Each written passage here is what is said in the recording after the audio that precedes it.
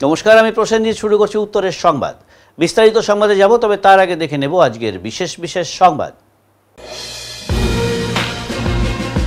আগামীকাল সারা রাজ্যের সাথে জলপাইগুড়ি জেলাতেও সংঘটিত হতে চলেছে বহু চর্চিত এসএসসি পরীক্ষা। শিক্ষক নিয়োগের এই পরীক্ষায় পরীক্ষার্থীদের ফ্রিস্কিংয়ের দায়িত্ব বেসরকারি সংস্থার হাতে। জলপাইগুড়িতে পরীক্ষা কেন্দ্রগুলোর প্রস্তুতি সমাপ্ত।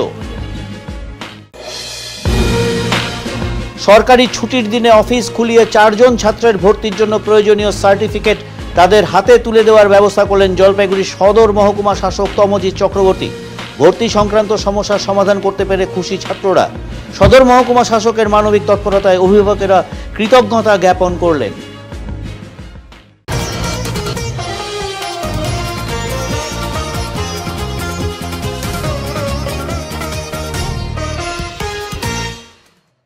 রাত পোহালেই বহু চর্চিত এসএসসি পরীক্ষা।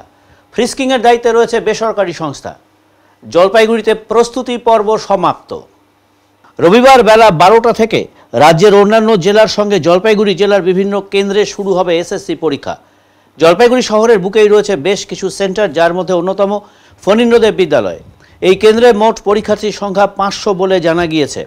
শনিবার বিকেলেই প্রস্তুতির কাজ সম্পন্ন হয়েছে বলে জানান স্কুলের সহকারী প্রধান শিক্ষক বিমান বোস। পরীক্ষা প্রসঙ্গে তিনি বলেন, পরীক্ষার্থীদের ফ্রিস্কিংয়ের দায়িত্বে থাকবে বেসরকারি সংস্থা। ওনারাই পরীক্ষার্থীদের খুঁটিনাটি খতিয়ে দেখার পর নির্দিষ্ট রুমে প্রবেশের অনুমতি দেবেন। এছাড়াও রাজ্য পুলিশ মোতায়েন থাকবে। আগামীকালে পরীক্ষার অ্যারেঞ্জমেন্ট কত দূর? হ্যাঁ, আমাদের মোটামুটি পরীক্ষার অ্যারেঞ্জমেন্ট পুরোপুরি কমপ্লিট হয়ে গেছে। আমাদের এখানে টোটাল আগামীকালের জন্য 500 ক্যান্ডিডেট রয়েছে। আমরা প্রায় 13টা রুমে পরীক্ষা নেব। আমাদের ঊর্ধ্বতন কর্তৃপক্ষের সঙ্গে সম্পূর্ণ যোগাযোগ রেখে আমরা সব কাজ করছি। ওনারাও আমাদের বিশেষভাবে সহযোগিতা করেছেন এবং আমাদেরও পরীক্ষা ব্যবস্থা সম্পূর্ণভাবে আমরা তৈরি করি। কতগুলো ঘর অ্যালট করেছেন? 13টা ঘর আছে। 13টা ঘর। কটা থেকে শুরু হবে পরীক্ষা? শুরু হবে তো লেখা পরীক্ষা 12টা থেকে শুরু হবে, চলবে 1:30টা পর্যন্ত। কিন্তু ফ্রিস্কিংয়ের একটা ব্যাপার আছে, অর্থাৎ ছাত্রদেরকে একদম চেক করে তাদেরকে রুমে ঢোকানো হবে। সেই জন্য সেই ফ্রিস্কিংটা মোটামুটি 10টা থেকে। বিশেষ কিছু ব্যবস্থা নিচ্ছেন? বিশেষ কিছু আমাদের ব্যবস্থা না, কর্তৃপক্ষই ব্যবস্থা নিচ্ছে। যেমন ফ্রিস্কিংয়ের জন্য তারা বাইরের একটা প্রাইভেট সংস্থাকে, এজেন্সিকে রিক্রুট করা আছে। তারাই ওই ছাত্রদেরকে চেক করে ঢোকাবে, যাতে পরিষ্কারভাবে তারা পরীক্ষার জিনিসপত্র নিয়েই কেবলমাত্র পরীক্ষা হলে ঢুকতে পারে। নামটা বলুন। বিমান বোস, AHM ফণীন্দ্রদেব ইনস্টিটিউট। জলপাইগুড়ি সদর মহকুমা শাসকের মানবিক তৎপরতায় ছুটির দিনে অফিস খুলে 4 জন ছাত্রের ভর্তি প্রক্রিয়ার সাহায্য করার জন্য সার্টিফিকেট প্রদান করা হলো। জলপাইগুড়ি সদর মহকুমা শাসকের পদক্ষেপ। জানা গিয়েছে, জলপাইগুড়ি সরকারি ইঞ্জিনিয়ারিং কলেজে ভর্তি প্রক্রিয়া আটকে গিয়েছিল 4 জন ছাত্রের ভবিষ্যৎ। ভর্তি হতে গেলে ওবিসি সার্টিফিকেট জমা দেওয়া বাধ্যতামূলক ছিল, কিন্তু তাদের সার্টিফিকেটে ক্রিমি লেয়ার নাকি নন ক্রিমি লেয়ার উল্লেখ না থাকায় সমস্যায় পড়েন তারা। আগামী 7ই সেপ্টেম্বর ভর্তির শেষ তারিখ থাকায় কার্যত দিশেহারা হয়ে পড়েছিলেন ওই 4 জন। এই পরিস্থিতিতেই শুক্রবার ছুটির দিন সরাসরি জলপাইগুড়ি সদর মহকুমা শাসকের দপ্তরে হাজির হন ওই 4 ছাত্র। বিষয়টি কানে আসা মাত্রই মহকুমা শাসক তমজিৎ চক্রবর্তী দ্রুত ব্যবস্থা নেন।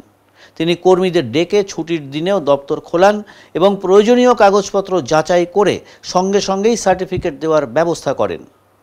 গড়ালবাড়ি সহ বিভিন্ন এলাকার এই 4 জন ছাত্র সার্টিফিকেট হাতে পেয়ে স্বস্তির নিঃশ্বাস ফেলেন। তাদের মধ্যে মোহাম্মদ আনিক বলেন, নন ক্রিমিলিয়ারের সার্টিফিকেটের জন্য অনেক জায়গায় ঘুরেও সমাধান পাচ্ছিলাম না। অবশেষে ছুটির দিনে মহকুমা শাসক নিজে উদ্যোগী হয়ে আমাদের হাতে সার্টিফিকেট তুলে দিলেন। এর ফলে ভর্তি প্রক্রিয়া শেষ করতে পারছি।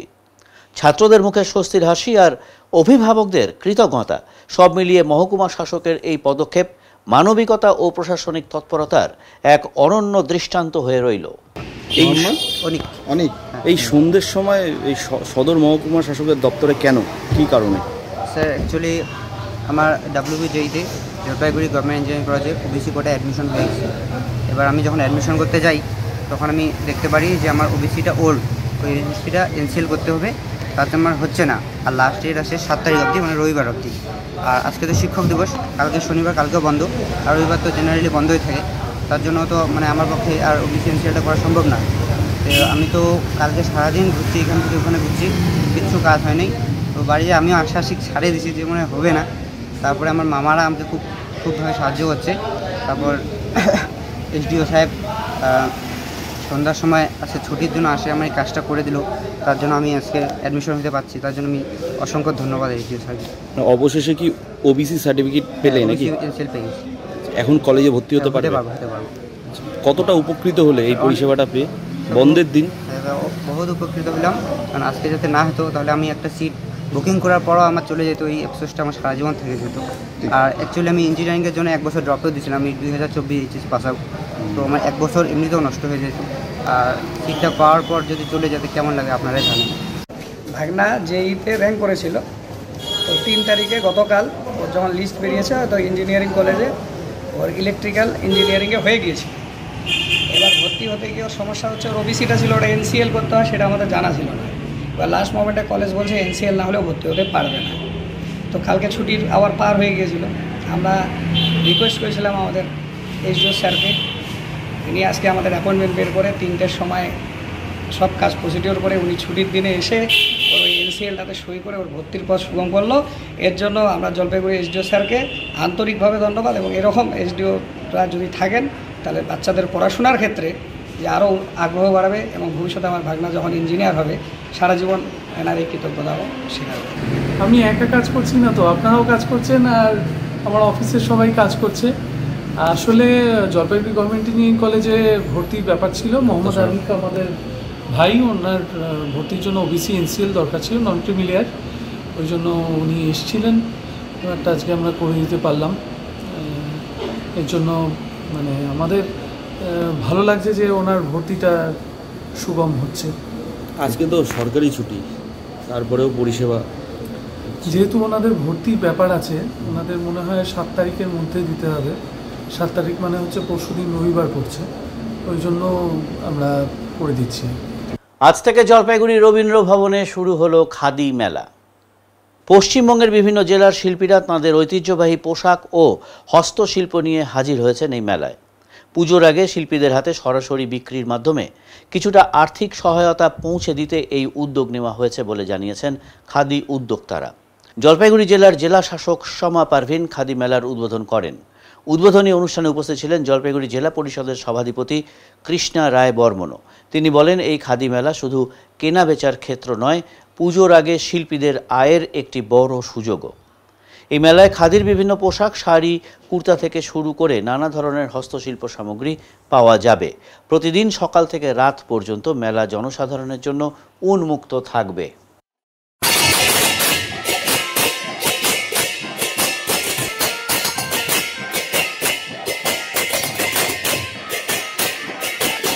আজকে এখানটায় আপনারা দেখতেই পাচ্ছেন, এখানে জোনাল লেভেল একটা খাদি মেলা চলছে, খাদি প্রদর্শনী।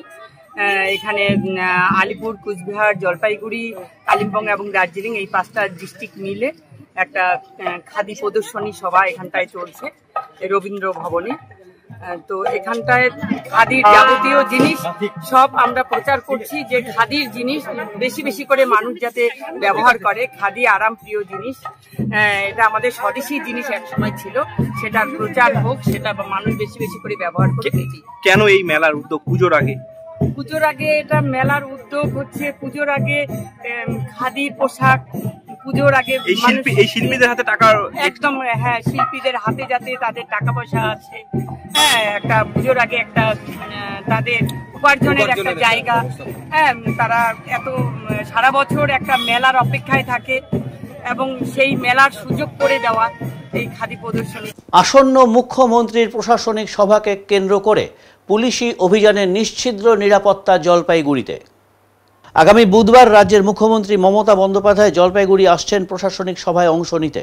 শনিবার সকালে শহরের এবিপিসি ময়দানে দেখা গেল অস্থায়ী সভাস্থল নির্মাণের সামগ্রী এসে পৌঁছেছে। অপরদিকে আগামী 9 এবং 10ই সেপ্টেম্বর উত্তরবঙ্গে অবস্থান করছেন মুখ্যমন্ত্রী মমতা বন্দ্যোপাধ্যায়, যে কারণে নিশ্ছিদ্র নিরাপত্তার চাদরে মোড়ার পাশাপাশি জলপাইগুড়ি শহরের স্টেশন সংলগ্ন 3 নম্বর ঘুমটি সহ সেনপাড়া, পাহাড়পুর এলাকায় রমরমিয়ে চলা ব্রাউন সুগার, মদ সহ অন্যান্য নেশার বস্তু বিক্রির বিরুদ্ধেও অভিযান চালাচ্ছে পুলিশ।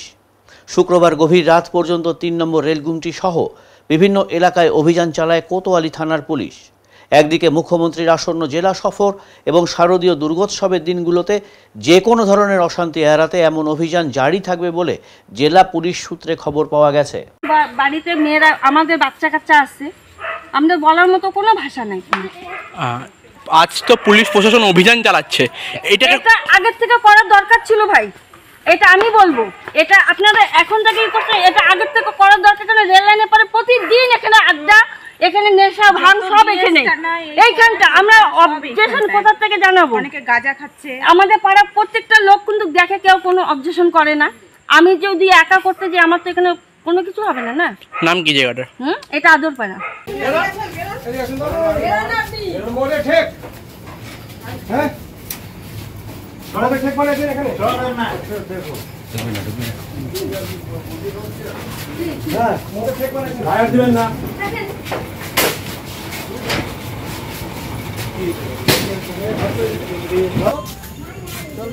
ছাড়বেন স্যার, আমি যাচ্ছি।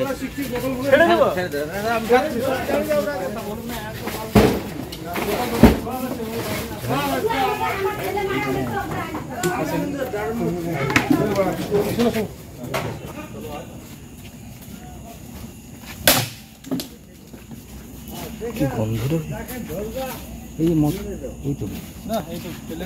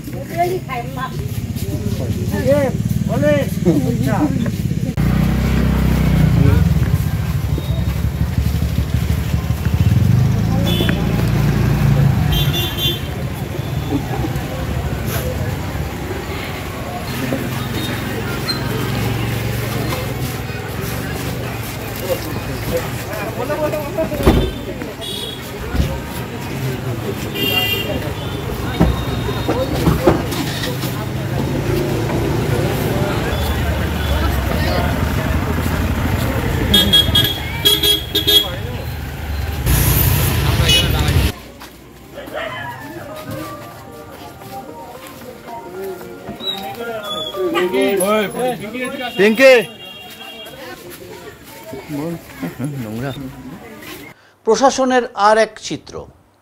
আমাদের পাড়া আমাদের সমাধান কর্মসূচিতে সাধারণ জনগণের সাথে মাটিতে বসে আলোচনা করলেন বিডিও। জলপাইগুড়ি সদর ব্লকের বোয়ালমারি নন্দনপুর গ্রাম পঞ্চায়েতের রায়পাড়া গ্রামের এক অন্য চিত্র দেখা গেল। সরকারি আধিকারিক হয়েও সাধারণ মানুষের সঙ্গে একাত্ম হয়ে মাটিতে বসেই দীর্ঘ আলোচনায় অংশ নিলেন জলপাইগুড়ি সদর বিডিও মিহির কর্মকার।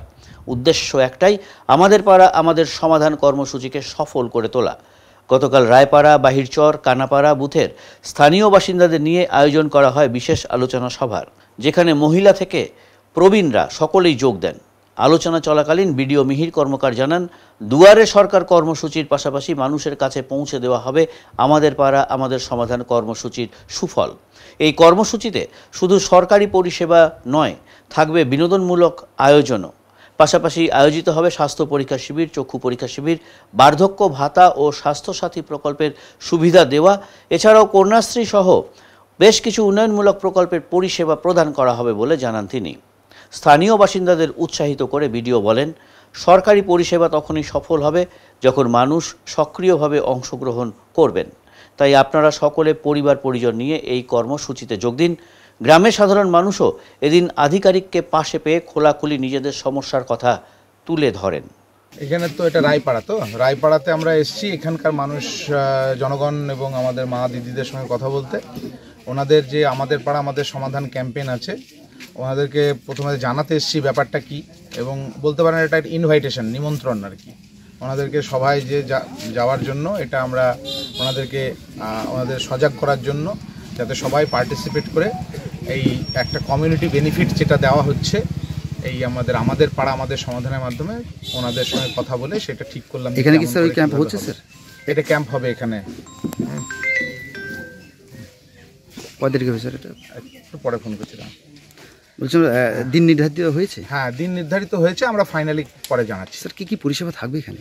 এখানে আমরা চেষ্টা করছি যে আমাদের প্রত্যেকটা ক্যাম্পেই চক্ষু শিবির থাকছে, বিনা পয়সায় চক্ষু পরীক্ষা এবং যদি কারো চোখে ছানি থাকে সেটা বিনা পয়সায় অপারেশন। আর দ্বিতীয় হচ্ছে এখানে আপনার স্বাস্থ্য পরীক্ষা, বিভিন্ন রকমের সুগার প্রেশার টেস্ট করা। তাছাড়া থাকছে আমরা প্রেগনেন্ট মাদের জন্য একটু চিন্তাভাবনা রেখেছি। এখানে প্রেগনেন্ট মারা যদি এখানে এসে নিজেদের স্বাস্থ্য পরীক্ষা করিয়ে নিতে পারে সেইটার বিষয়টাও থাকবে এখানে। তার সঙ্গে থাকবে একটা ক্যান্সার সংক্রান্ত অ্যাওয়ারনেস, যেটা নিয়ে কথা বলা হচ্ছে। আর তার সঙ্গে কিছু বিনোদনমূলক অনুষ্ঠানও থাকবে। দুয়ারে সরকার থাকবে, আমাদের পাড়া আমাদের সমাধানের আলোচনা সূচি হবে। আমাদের দিদিরা মায়েরা এখানে জানালেন ওনারা কী করবেন, সেই দিনকে সবার মধ্যে উপস্থাপন করা হবে সব। হেলথ রিক্রিয়েশন ক্লাবের উদ্যোগে স্বাস্থ্যকর্মী, ডাক্তারবাবু, ফার্মেসি কলেজের অধ্যাপক ও ছাত্রছাত্রীদের নিয়ে অনুষ্ঠিত হলো এক দিবসীয় দাবা প্রতিযোগিতা। প্রদীপ প্রজ্বলনের মধ্য দিয়ে এই খেলার সূচনা হয়। প্রতিযোগিতায় ফার্মেসি কলেজের অধ্যক্ষ ডাক্তার উত্তম শর্মা, অন্যান্য প্রফেসর, সদর ব্লক বিএমওইচ ডাক্তার প্রীতম বোস ও অন্যান্য চিকিৎসক সহ স্বাস্থ্য দপ্তরের অন্যান্য স্বাস্থ্যকর্মী মিলে মোট 28 জন প্রতিযোগী অংশগ্রহণ করেন। মোট 5টি রাউন্ডে সম্পূর্ণ এই খেলাটি অনুষ্ঠিত হয়। এই প্রতিযোগিতা পরিচালনা করেন জলপাইগুড়ি চেস অ্যাসোসিয়েশনের প্রতিনিধিরা। খেলা শেষে বিজয়ীদের পুরস্কার প্রদান করা হয় এবং সকল অংশগ্রহণকারীদের সার্টিফিকেট ও মেডেল দেওয়া হয়। প্রথম স্থান অধিকার করে চ্যাম্পিয়ন হন স্বাস্থ্যকর্মী সত্যজিৎ সাহা। হেলথ রিক্রিয়েশন ক্লাবের সম্পাদক মলয় চক্রবর্তী জানান যে স্বাস্থ্যকর্মীদের নিয়ে এই দাবা প্রতিযোগিতার উদ্যোগ হয়তো এই রাজ্যে প্রথম। এই সকল খেলাধুলোর মাধ্যমে যেমন বিনোদনের সুযোগ হয়, তেমনি সকলের মধ্যে মেলবন্ধনও সুদৃঢ় হয়। আমরা আগামী দিনে আরও বিভিন্ন প্রতিযোগিতার আয়োজন করব। হেলথ রিক্রিয়েশন ক্লাব পরিচালিত দাবা প্রতিযোগিতা আমরা করতে চলেছি। সারা বছর আমরা চিকিৎসা পরিষেবায় ব্যস্ত থাকি, তার মাঝখানে একটু অবসর খুঁজে নেওয়ার জন্য আমাদের এই প্রচেষ্টা। আজকে মোট 50 জন প্রতিযোগিতা আমাদের অংশগ্রহণ করবে বলে কথা দিয়েছেন এবং তাদের মধ্যে আমরা প্রথম যে র্যাঙ্কিং অনুযায়ী 5 জন তাদেরকে আমরা পুরস্কৃত করব এবং যারা যারা খেলছে তাদের উৎসাহ প্রদান করার জন্য আমরা সবাইকে একটা মেডেল, একটা সার্টিফিকেট আমাদের তরফ থেকে প্রদান করব। স্বাস্থ্যকর্মীরা, ডাক্তারবাবু, নার্সিং সব স্টাফ মিলে হেলথ রিক্রিয়েশন ক্লাবের সবার স্টাফ মানে চিকিৎসা পরিষেবায় যা যা জড়িত আছে সবাই মিলে আমাদের এই প্রতিযোগিতা আজকে অনুষ্ঠিত হচ্ছে। এবারে নিচে ছোট্ট একটি বিরতি, ফিরে আসছি বিরতির পর। সব সময় সব দিকের সব খবর পেতে সাবস্ক্রাইব করুন, বেল আইকনটি প্রেস করে আপডেট থাকুন।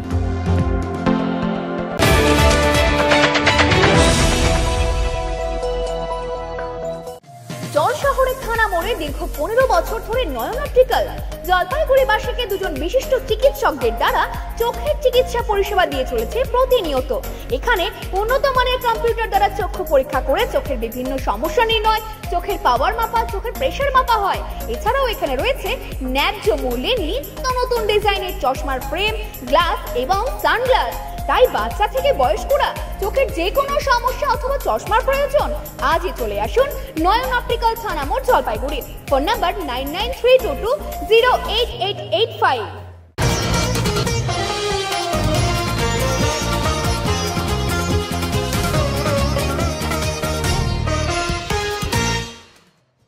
শনিবার জলপাইগুড়ি পুরসভার উদ্যোগে 25 নম্বর ওয়ার্ডে নেতাজি পাড়ায় পৌরসভার পক্ষ থেকে একটি সুস্বাস্থ্য কেন্দ্রের উদ্বোধন করা হলো। এটি জলপাইগুড়ি পুরসভার চতুর্থ সুস্বাস্থ্য কেন্দ্র। প্রায় 36 লক্ষ টাকা ব্যয়ে নির্মিত হয়েছে এই আধুনিক ভবনটি। আনুষ্ঠানিক উদ্বোধনী অনুষ্ঠানে উপস্থিত ছিলেন জলপাইগুড়ি পুরসভার chairperson Papiya Pal, vice chairman Saikat Chattopadhyay, chairman in council সদস্য সন্দীপ মাহাতো, স্বরূপ মণ্ডল, লোপামুদ্রা অধিকারী, পৌশালী দাস, মনীন্দ্রনাথ বর্মন, পুরসভার OS Tapas Dutta, executive officer Debdulal পাত্র সহ অন্যান্য অতিথিবৃন্দ ও এলাকা বাসিন্দারা। ফিতে কেটে কেন্দ্রটির আনুষ্ঠানিক উদ্বোধন করা হয়। এই প্রসঙ্গে ভাইস চেয়ারম্যান জানান, এটি আমাদের পৌরসভার চতুর্থ সুস্বাস্থ্য কেন্দ্র। এখানে একজন ডাক্তার এবং 3 জন নার্স নিয়মিত থাকবেন। সাধারণ মানুষের প্রাথমিক চিকিৎসার পাশাপাশি এখান থেকেই বিনামূল্যে বিভিন্ন ওষুধপত্র প্রদান করা হবে। পুরসভার এই উদ্যোগে 25 নম্বর ওয়ার্ডের আশপাশের এলাকার বহু মানুষ উপকৃত হবেন। আজকে মূলত কি উদ্যোগ আপনাদের কি করলেন? আপনারা জানেন যে জলপাইগুড়ি পৌরসভার দুটো স্বাস্থ্যকেন্দ্র আছে এবং এখন একটা লাবণ্য মাতৃসদন, একটা পান্ডাপাড়া। এছাড়া আমাদের আছে 4র্থ নম্বর সুস্বাস্থ্য কেন্দ্র, যেটা হচ্ছে আরবান হেলথ ওয়েলনেস সেন্টার।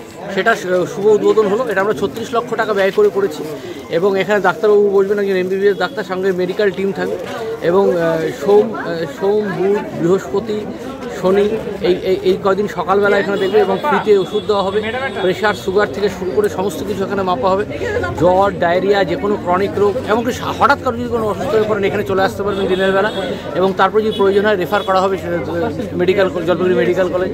আমি একটা যে প্রস্তাব দিলাম, এই যে আমরা 1 2 3 4 করে যে নামকরণ করছি, এর থেকে যেটা উচিত যে আমাদের বাংলার মানুষ যারা বাংলার যারা কৃতি সন্তান তাদের নামে করতে। তাই এখানে নেতাজি পাড়া পরেশ মিত্র কলোনি বলে এই জায়গাটা পরিচিত, তাই এটা এই সুস্বাস্থ্য কেন্দ্রটাকে 25 নম্বর ওয়ার্ডে নেতাজি সুভাষচন্দ্র বোসের নামে আজকে থেকে উদ্বোধন করা হবে। ডাক্তারকে কজন বা যারা একজন মেডিকেল অফিসার আর 3 জন নার্স থাকবে। কটার থেকে কটা পর্যন্ত? সকাল 9টাতে সোম বুধ বৃহস্পতি শনি সকাল 9টা থেকে 2টো, আর শুক্র আর মঙ্গলবার হচ্ছে সকাল দুপুর 1টা থেকে সন্ধ্যা 7টা। এবছর দিশারি ক্লাবের দুর্গাপুজোর মণ্ডপ তৈরি হচ্ছে দক্ষিণের মীনাক্ষী মন্দিরের আদলে। কাজ অনেকটাই এগিয়েছে। কৃষ্ণনগর থেকে বেশ কয়েকজন শিল্পীরা এসে এই কাজ করছেন। জলপাইগুড়িতে মীনাক্ষী দেবীর মন্দিরের আদলে এবারে দিশারি ক্লাবে জমজমাট দুর্গাপুজো অনুষ্ঠিত হতে চলেছে, আর তার জন্য আনা হয়েছে অসংখ্য দেবদেবীর মূর্তিও, যা পুরোটাই ফাইবারের। কৃষ্ণনগর থেকে শিল্পীরা এসে এখানে জোর কদমে কাজ করছেন। প্যান্ডেলের কাজও দ্রুত গতিতে চলছে। প্রতিমা 14 ফিটের ওপরে তৈরি হচ্ছে মণ্ডপেই। যদিও আবহাওয়ার জন্য তেমনভাবে কোনো অসুবিধে হচ্ছে না, তাই কাজ অনেকটাই এগিয়ে রয়েছে। এই যে প্রচুর মূর্তির সম্ভার দেখা যাচ্ছে, আসলে কোথা থেকে আপনারা এনেছেন, কিসের কাজ চলছে? এটা ফাইবারের কাস্টিংয়ের কাজ চলছে। আমরা কৃষ্ণনগর থেকে এসেছি। আচ্ছা, কি হবে, কি তৈরি হচ্ছে? এটা মীনাক্ষী দেবী মন্দির হচ্ছে।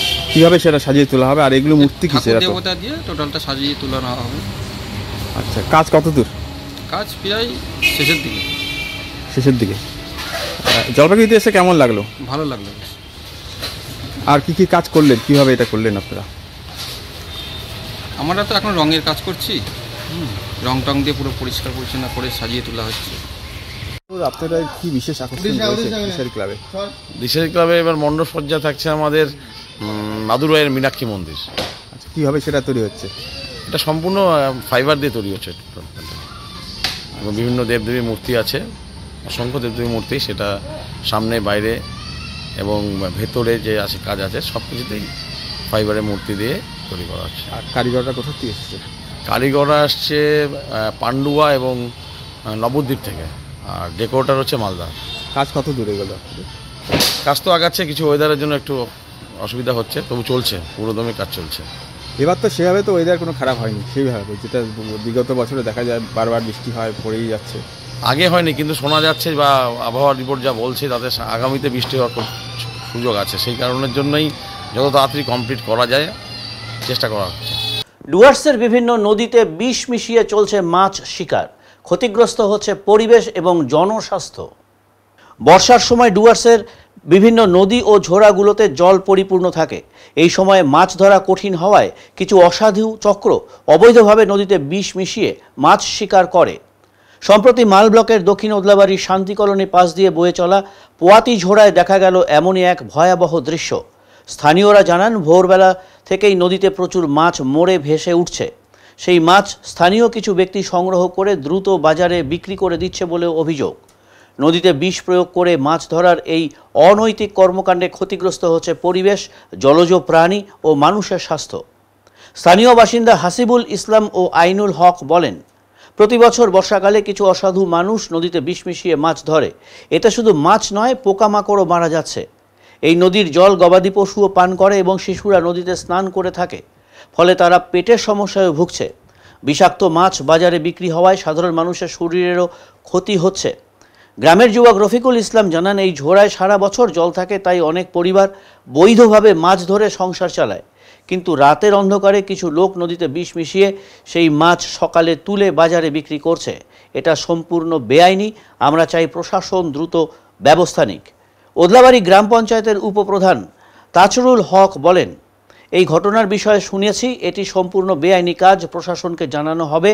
এই নদীর জল জঙ্গলের ভেতর দিয়েও প্রবাহিত হয়, ফলে বন্যপ্রাণীরাও এই জল পান করে থাকে। এতে তাদেরও ক্ষতি হচ্ছে। কারা এই কাজ করছে তা খুঁজে বের করার চেষ্টা চলছে। থাকার পরে দেখি যে একটু একটু খুঁজতে থাকি, আমি আধা ঘন্টাতে প্রায় এতগুলো মাছ মারছি। মনে হয় রাত্রেবেলা কেউ বিষ জাতীয় কিছু জিনিস দিছে, সব মাছ শেষ হয়ে গেছে। এখন ওটা কথা হলো যে বিষ দিছে এখানে, কারণ পাখি পায়রা কোথায় থেকে কোথায় আসে এখানে জল টল খায়। এখন ওরা যদি খায় হয়তো ওদেরও কিছু হবে, এটা তো ঠিক করে নি না বিষ দেওয়া। আচানক এই মাছ এত মাছ কীভাবে মরবে? যে দিছে ওদেরকে ধরা উচিত, যারা দিছে তাদের তো তাদেরকে ধরা উচিত। তাদের তো কোনো সন্ধান জানা নেই। এখন কোনো সন্ধান নেই। ঠিক আছে, এটার জন্য একটু যাচাই করলে বেশি ভালো হয় যে কে দিছে, আগামীতে এগুলো কিছু সাজা পেলে আগামীতে যাতে ওরা কিছু করতে না পারে। এই মাছ আমরা ডেলি মায়েরে খাই, কিছু জাল দিয়ে হাত দিয়ে। তো এর মধ্যে কি কি মাছ আছে? এর মধ্যে অনেক জাতীয় মাছ আছে। নদীতে তো মাছ প্রচুর ছিল, কিন্তু এই যে বীজ দিয়ে মারে নতুন মাছের তো প্রজন্মটাকে শেষ করে দেয়।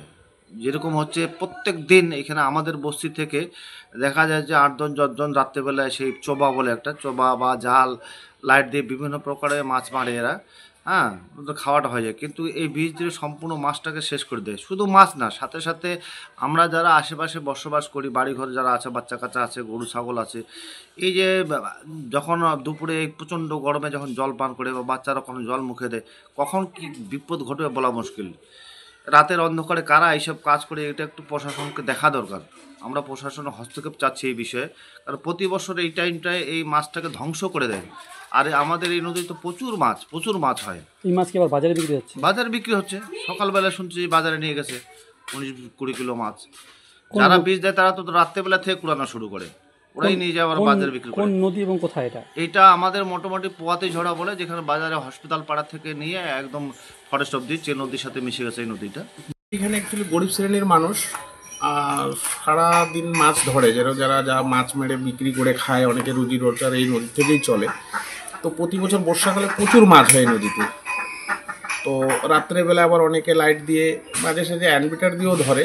তো সেটা তোমার হচ্ছে অ্যানবিটার ধরার পরে মাছটা আবার জীবিত হয়ে থাকে। কিন্তু এই যে বীজ যে দিচ্ছে যারা, তাদের প্রতি প্রশাসনের কাছে একটাই রিকোয়েস্ট, তারা অ্যাকশন নেওয়ার দরকার। যেভাবে মাছ আজকে সকালবেলা আমি ঘুম থেকে উঠে দেখি 6টার দিকে অনেক লোকে মাছ উঠাচ্ছে নদীতে, যা দেখি প্রচুর মাছ মরে আছে। রাত্রে কে বা কারা দিছে বিষ সেটা জানি না। তো যখন আমি কালী মন্দির মার্কেটে যাই তো দেখি সেখানে 20 কিলোর মতো মাছ যেগুলো সে বাজারে উঠছে, যে সেটাই আমাদের শান্তিকুলনী নদীর থেকেই ওরা দিছে। এই মাছ তো পাবলিক কিনতেছে আবার। হ্যাঁ, কিনতেছে। সেটা তো খেলেও তো অসুবিধা। হ্যাঁ, সেটা খেলে তো অসুবিধাই, পয়জনওয়ালা মাছ যেহেতু। আপনার নাম? হাজিবুল ইসলাম। কোথা থেকে দেখলেন এরকম মাছ উঠাচ্ছে? আমাদের এই যে পতিঝরা যে নদীটা আছে, হ্যাঁ, এই পতিঝরা নদী থেকে। সরকারি কর্মচারী সংগঠনের উদ্যোগে সেবাগ্রাম নতুন বস্তি এলাকায় পিছিয়ে পড়া ছাত্রছাত্রীদের জন্য শুরু হলো ফ্রি কোচিং সেন্টার। আগামী 24, 25 ও 26শে জানুয়ারি জলপাইগুড়ি শহরের রবীন্দ্র ভবনে অনুষ্ঠিত হতে চলা রাজ্য সরকারি কর্মচারীদের কোঅর্ডিনেশন কমিটির অন্তর্ভুক্ত সংগঠনগুলোর মধ্যে সর্ববৃহৎ সংগঠন পশ্চিমবঙ্গ সরকারি কর্মচারী সমিতি 82তম রাজ্য সম্মেলনকে সামনে রেখে পশ্চিমবঙ্গ সরকারি কর্মচারী সমিতির উদ্যোগে রাজ্য কোঅর্ডিনেশন কমিটি জলপাইগুড়ি জেলা শাখার সহযোগিতায় জলপাইগুড়ি শহর সংলগ্ন অরবিন্দ গ্রাম পঞ্চায়েতের সেবাগ্রাম নতুন বস্তি এলাকায় আর্থিকভাবে পিছিয়ে পড়া ছাত্রছাত্রীদের সুবিধার্থে ফ্রি কোচিং সেন্টারের সংক্ষিপ্ত অনুষ্ঠানের মধ্য দিয়ে পথ চলা শুরু হলো। সরকারি কর্মচারী সংগঠনের নেতৃত্ববৃন্দ ওই এলাকায় নিজেদের উদ্যোগে গড়ে তোলা এক অস্থায়ী পরিকাঠামোয় ফ্রি কোচিং সেন্টারের কাজ শুরু করেছেন। সেখানে উপস্থিত ছাত্রছাত্রীদের হাতে শিক্ষা সামগ্রী তুলে দেওয়া হয় সংগঠনের তরফে। আপাতত ষষ্ঠ ও সপ্তম শ্রেণীর ছাত্রছাত্রীদের জন্য এই ফ্রি কোচিং সেন্টারে পড়ানোর কাজ চললেও পরবর্তীতে অন্যান্য শ্রেণীর ছাত্রছাত্রীদেরও যুক্ত করার পাশাপাশি আরও দুটো নতুন ফ্রি কোচিং সেন্টার জেলায় খোলা হবে সামনে বলে জানান সংগঠনের জেলা সম্পাদক সুব্রত রায় ও জেলা সভাপতি কৌশিক সেন চৌধুরী।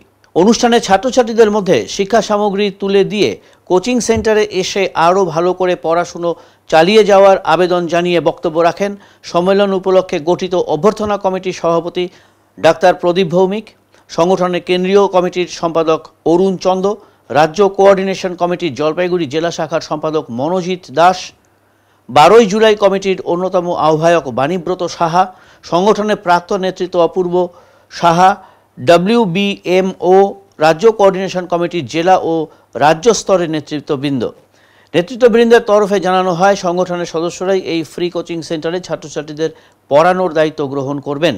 কর্মসূচি ঘিরে এলাকায় ছাত্রছাত্রী, অভিভাবক ও স্থানীয় মানুষদের অংশগ্রহণ ছিল চোখে পড়ার মতো। এটা আস্তে আস্তে গ্র্যাজুয়ালি প্রথমে শুরু হচ্ছে, অল্প অল্প করে আস্তে আস্তে যেটা আমরা সবাইকে মোটিভেট করার চেষ্টা করবো, সবাইকে যারা দরিদ্র, যারা পয়সা দিয়ে কোচিং নিতে পারে না, তাদের জন্য আমরা এই একটা চেষ্টা করব। কেন সেটা কি প্রয়োজন ছিল এই মুহূর্তে? কারণ প্রচুর প্রাইভেট স্কুল রয়েছে, কোচিং সেন্টার রয়েছে। প্রাইভেট স্কুল, প্রাইভেট কোচিংয়ে সবাই যেতে পারে না, সবাই যাবার সামর্থ্য নেই, অর্থনৈতিক সামর্থ্য নেই। যারা অর্থনৈতিক সামর্থ্য নেই বা প্রাইভেট কোচিং সেন্টারগুলোতে সব যে খুব ভালো কোচিং হয় এমনও না, সেখানে কিছু কিছু ব্যতিক্রম আছে। যে আমরা যদি এখানে একটা স্ট্যান্ডার্ড একটা কোচিং দিতে পারি সবাইকে নিয়ে, হ্যাঁ, শুধু পুঁথিগত শিক্ষা না, প্রতিবেশীর বাইরে মানসিক, শারীরিক সমস্ত ব্যাপারে যদি আমরা শিক্ষিত করতে পারি, তাহলে আমরা এটা সার্থক হবে। কারা আজকে প্রথম দিনে এসে মানুষজনের কেমন সাড়া বা উৎসাহ দেখতে পাই? ভালো ভালো, আমাদের উৎসাহ রয়েছে, বিষয়টা রয়েছে, এটা বাড়বে আসতে প্রথম দিন। যখন দেখবে যে এখানে পড়াশোনা এটা ভালো হচ্ছে, ভালো ভালো মাস্টার এসে পড়াচ্ছে, তো ন্যাচারালি চারিদিক থেকে কিছু মনে না করলে একটু নামটা দিতে পারেন। ডক্টর প্রদীপ ভৌমিক। মাটিগাড়া থানার কদমতলায় আত্মঘাতী নবম শ্রেণীর একটি মেয়ে। শিলিগুড়ি মেট্রোপলিটন পুলিশের মাটিগাড়া থানার কদমতলায় আত্মঘাতী হলো এক নবম শ্রেণীর ছাত্রী।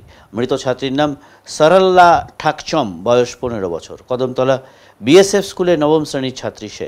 জানা গিয়েছে তার মা বিএসএফে কর্মরত। শুক্রবার রাতে কদমতলা বিএসএফ ক্যাম্পের সামনে একটি 8তলা বিল্ডিংয়ের ছাদ থেকে ঝাঁপ দিয়ে আত্মহত্যা করে ওই কিশোরী। ছাদেই একটি সুইসাইড নোট লিখে রেখে যায় সে। নোটে লেখা, আমার মৃত্যুর জন্য কেউ দায়ী নয়, আমি পড়াশোনায় ভালো নই। নোটটি একটি ঘড়ি দিয়ে চাপা রেখে ঝাঁপ দেয় সে। ঘটনার খবর পেয়ে দ্রুত ঘটনাস্থলে পৌঁছয় মাটিগাড়া থানার মেডিকেল কলেজ আউটপোস্টের পুলিশ। পুলিশ মৃতদেহ উদ্ধার করে উত্তরবঙ্গ মেডিকেল কলেজ হাসপাতালে ময়না তদন্তের জন্য পাঠায়। পুলিশ জানিয়েছে ওই ছাত্রীর সাম্প্রতিক পরীক্ষার ফল খারাপ হয়েছিল। প্রাথমিকভাবে অনুমান এ কারণেই সে আত্মহত্যার পথ বেছে নিয়েছে। ঘটনার সিসিটিভি ফুটেজও ইতিমধ্যে সংগ্রহ করেছে পুলিশ। एग्जैक्टली ये अप्रॉक्सीमेटली 9 बजे से जस्ट पहले की बात है। आई थिंक 8:50 और 9 बजे के बीच की बात है। बाहर आवाज़ आती है कुछ गिरने की, जैसे कुछ हैवी सा है। मैं ऊपर था, मैं नहाने के लिए जाने वाला था, ऑफिस जाना था, तो साउंड आया कुछ नीचे गिरने का, तो खिड़की से झांका, बच्ची नीचे गिरी हुई थी। गिरने के बाद फिर वहाँ पे कोई था नहीं, मतलब एक लेडी भी ऊपर से दौड़ के आई, मतलब हमारे से ऊपर वाले फ्लैट में रहती हैं वो भी दौड़ के आई, तो वो तब तक पहुंच गई थी। फिर मैं भी पहुंचा नीचे, तो देखा थोड़ा सा इसके सांसें देखने की कोशिश की या कुछ, तो लग गया था थोड़ा बहुत कि may be she is no more, but still हमने उसको फिर गाड़ी में बैठा के लाए, वो लेडी और मैं बैठा के लाए, इमरजेंसी में डायरेक्टली लाए। तो यहाँ जैसे ही इमीडिएटली डॉक्टर ने कहा कि शी इज़ नो मोर। तो इसके अलावा बाकी ऐसा कोई जानकारी नहीं कि वो कब आई, कैसे आई और वो किससे मिलने आई थी, कोई बच्चा उसका वहाँ पे कोई दोस्त होगा, क्या होगा, तो I don't know exactly. But जो मेरे पास इंफॉर्मेशन यही था, मैंने बस खिड़की से देखा कि नीचे बच्चा पड़ा है। तो ये आपका जो बीएसएफ स्कूल है वहाँ पे पढ़ाई करती है, and she may be she is in 8th और 9th standard, may be, I don't know exactly. एक सिर में दिख रहा है कुछ चोट है, बाकी ऐसा कहीं नहीं दिख रहा है। तो गिरने के बाद सिर लगा, क्या लगा, I don't know. Suicide note मिला वहाँ पे स्पॉट में? ये शायद वहाँ पे पुलिस के पास है, कुछ है, कुछ नोट्स मिले हैं एग्जैक्टली उसमें। School bag I can not से, क्योंकि मैं बाद में जब दौड़ के आया तो वहाँ पे ऑलरेडी एक लेडी भी आ चुकी थी। लेडी के आने के बाद हो सकता है उन्होंने बैग हटाया ना, but exactly I don't know. मैं जब गया था वहाँ पे सिर्फ बच्ची पड़ी थी नीचे, ठीक है, और उन बच्ची को हमने सीधा अपनी गाड़ी में बिठाया और लेके आ गया। এবারে নিচে ছোট্ট একটি বিরতি, ফিরে আসছি বিরতির পর। সব সময় সব দিকের সব খবর পেতে সাবস্ক্রাইব করুন, বেল আইকনটি প্রেস করে আপডেট থাকুন।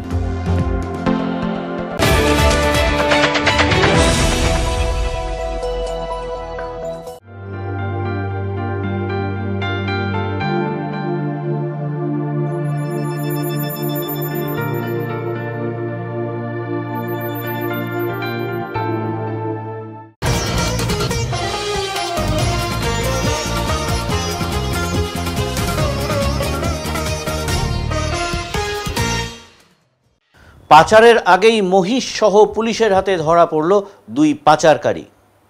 উদ্দেশ্য ছিল বিহার থেকে মহিষগুলোকে আসামে পাচার করার। সেই মতো একটি ট্রাকে 12টি মহিষ নিয়ে বিহার থেকে আসামের উদ্দেশ্যে রওনা হয়েছিল গোপাল থাপা ও গোকুল নেপাল নামে দুই পাচারকারী। এরা দুজনেই আসামের বাসিন্দা। শিলিগুড়ি ফুলবাড়ি হয়ে আসাম যাওয়ার পথেই গোপন সূত্রের খবরের ভিত্তিতে অভিযান চালিয়ে এনজেপি থানার পুলিশ ট্রাকটি ফুলবাড়িতে আটক করে তাতে তল্লাশি চালালে ট্রাকের ভেতর মেলে ওই মহিষগুলো। কোনো বৈধ কাগজপত্র দেখাতে না পারায় তাদের দুজনকে গ্রেফতার করে পুলিশ। আটক করা হয় পাচারে ব্যবহৃত ট্রাকটিও। ধৃতদের জলপাইগুড়ি আদালতে পাঠানো হয়েছে।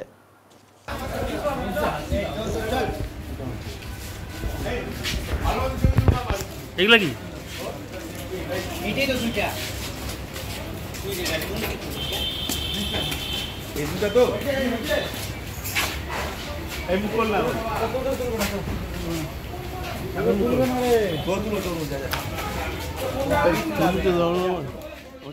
এবারে আবহাওয়ার খবর।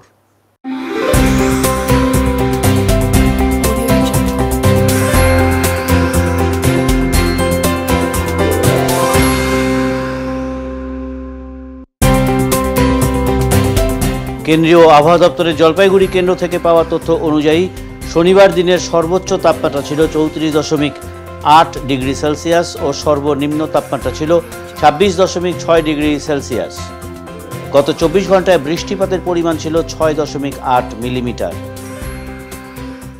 শেষ করবার আগে আজকের বিশেষ বিশেষ সংবাদ আরও একবার। আগামীকাল সারা রাজ্যের সাথে জলপাইগুড়ি জেলাতেও সংঘটিত হতে চলেছে বহু চর্চিত এসএসসি পরীক্ষা।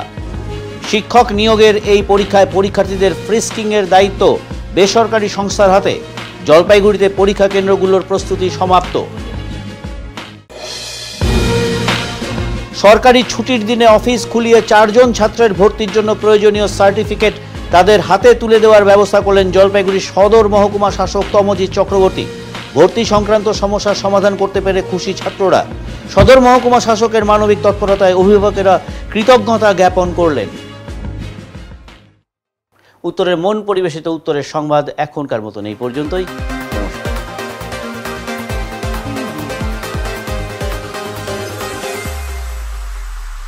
Preview.